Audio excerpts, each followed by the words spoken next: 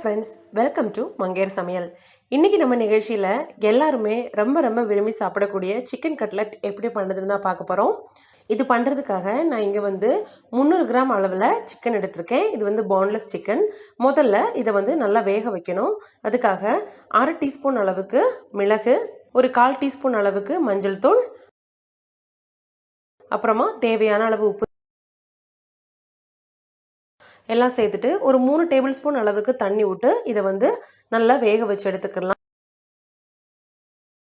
இப்போ இதை மூடி வச்சு இந்த தண்ணியெல்லாம் நல்லா சுண்டி வர்ற அளவுக்கு நல்லா வேக விட்டுறலாம். இப்போ பாருங்கள், தண்ணியெல்லாம் சுண்டி சிக்கன் நல்லா வெந்திருக்கு. இது இப்போ நல்லா ஆறுனதுக்கு அப்புறமா ஒரு மிக்சியோட ஜாரில் போட்டு ரொம்ப மையாலாம் அரைக்கணும்னு அவசியம் கிடையாது. லைட்டாக க்ரஷ் பண்ணால் மட்டும் போதும். இதுவும் தயாராகிடுச்சு. இது இப்போ ஒரு பவுலில் மாற்றிடலாம்.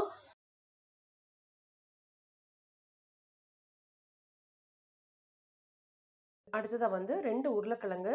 இது கிட்டத்தட்ட 200 கிராம். இப்போ சிக்கன் நீங்கள் 300 கிராம் எடுத்தீங்கன்னா உருளைக்கிழங்கு 200 கிராம் அளவுக்கு இருக்கணும். இதை நல்லா வேக வச்சு எடுத்துக்கிறேன். இப்போ இதோட ஸ்கின் எல்லாம் ரிமூவ் பண்ணிவிட்டு இதை நல்லா மசிச்சு எடுத்துடலாம்.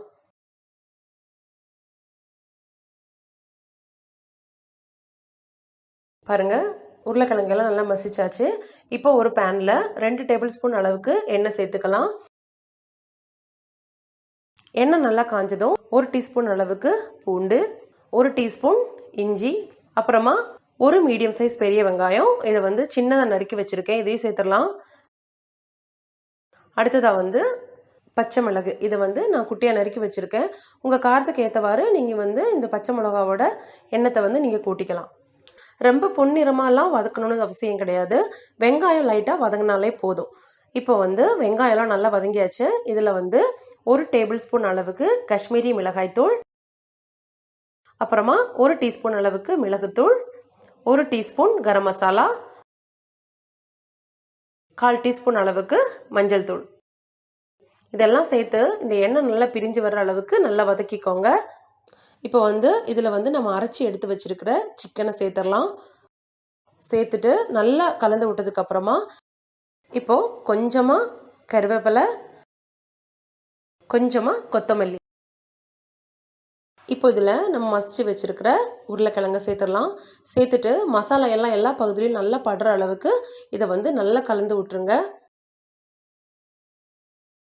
எல்லாத்தையும் சேர்த்து எல்லா பகுதியிலையும் படுற அளவுக்கு நல்லா வதக்குனதுக்கு அப்புறமா இதை நல்லா ஆற விட்டுறலாம்.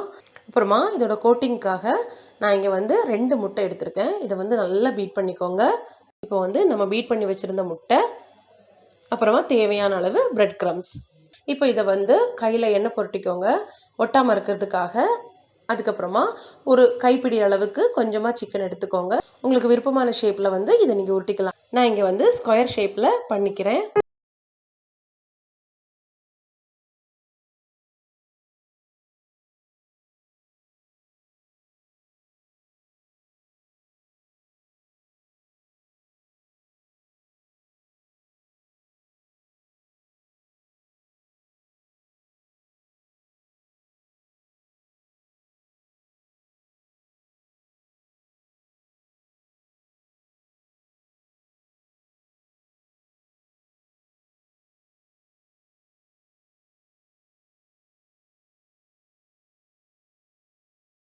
இப்போ நம்ம உருட்டி வச்சிருக்கிற இந்த சிக்கன் கட்லெட்டை முதல்ல முட்டை கூட்டில் நல்லா டிப் பண்ணிவிட்டு அதுக்கப்புறமா பிரெட் கிரம்ஸ்லையும் நல்லா எல்லா இடத்துலையும் படுற மாதிரி கோட் பண்ணிடுங்க.